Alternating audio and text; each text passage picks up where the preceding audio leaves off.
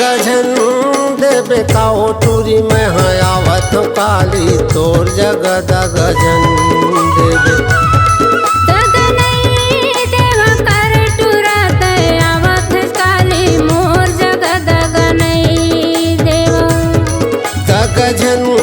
देवे काओ टूरी में आवत काली तोर जगद गजन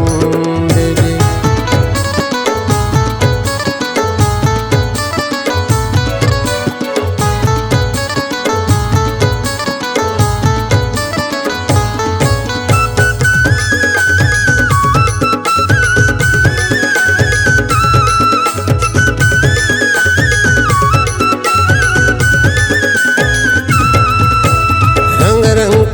खवाहूँ वो तोला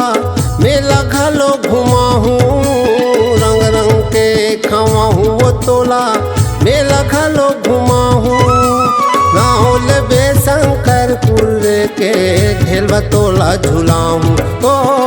नाहोल बेशंकरपुर के ढेलवा तोला झुलाहूँ पेड़ा मिठाई तोला खवाहूँ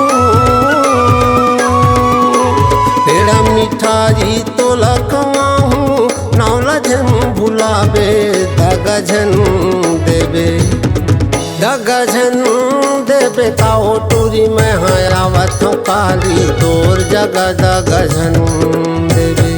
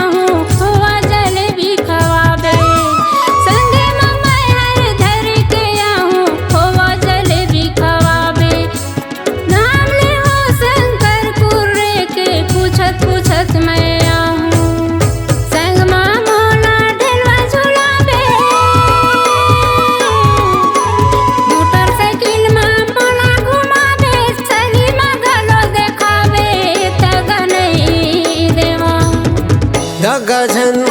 देवे काओ टूरी में आवत काली तोर जगद गजन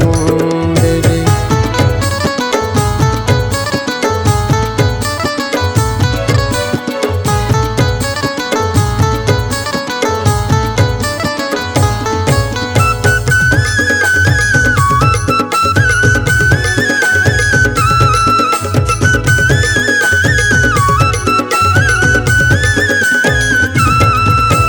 तहसील पलारी गाँव रोहासी जिला मोर बलौदा